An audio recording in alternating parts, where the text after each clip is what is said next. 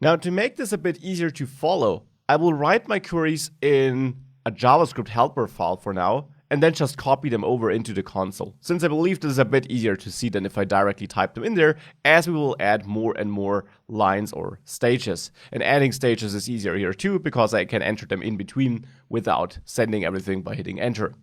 So we saw the match stage in the last lecture, and match is essentially just taking a filter as you define it as an argument to the find method. More interesting is the group stage. The group stage allows you to, well, group your data by a certain field or by multiple fields. For that, let's have a look at our data again. We got our persons there, only females right now. And now by what could we group them? Now let's say we want to group by this state here. And we want to see the sum of persons living in that state. With the aggregate method and the aggregation framework, this is easy to do. In group here, we need to define a couple of parameters. The first one always is _ID. Now, _ID defines by which fields you want to group. And now we will use _ID in a way you haven't seen it before.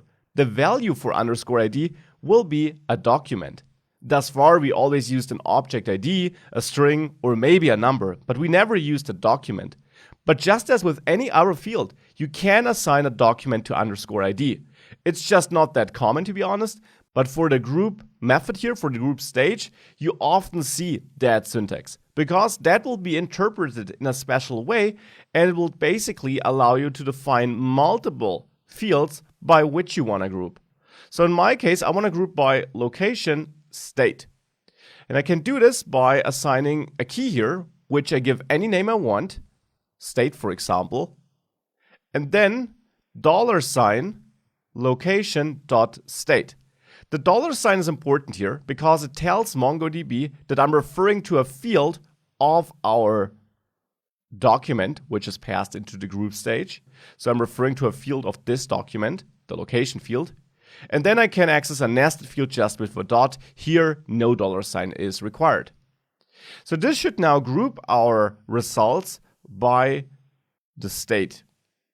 Now we can add a new key to each document, and you can name this key however you want, like total persons. Now here, you would pass a document where you now describe the kind of aggregation function you want to execute. Now these aggregation functions can also be found in the official docs, of course. There, if you go to the group stage, you see all the aggregation or accumulator operators that are supported. And for us, the sum operator is interesting. Now, as always, read through all these docs and all these examples to learn all about the niche and edge cases of each stage or each operator. We will use the sum here by using $sum and then a value you want to add for every document that is grouped together.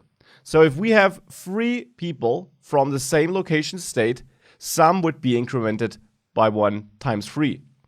And the interesting thing here is that MongoDB will basically do this summing up for us. It will keep the aggregated sum in memory until it's done with a group and then writes the total sum into this field. It's also important to understand that group does accumulate data. Now that simply means that you might have multiple documents with the same state, and group will only output 1. So 3 documents with the same state will be merged into 1 because you're aggregating, you're building a sum in this case. Okay, so enough of the talking. Let's now run this function. Let's simply copy it here, move over into the console, and then paste it in. And you see, I get back some results. And I should move pretty 1 line higher so that pretty is also understood.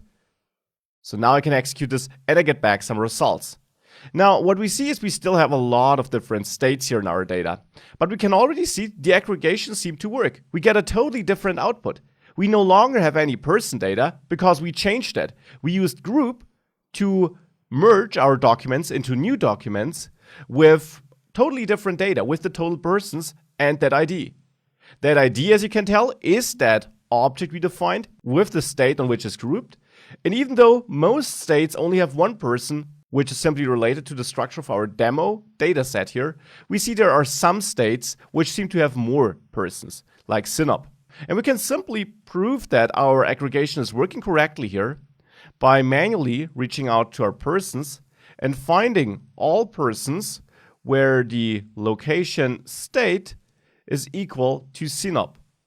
So if I add pretty here, I should find 3 females. Important. I might find more persons, but 3 females. So if I scroll up, get 1 female.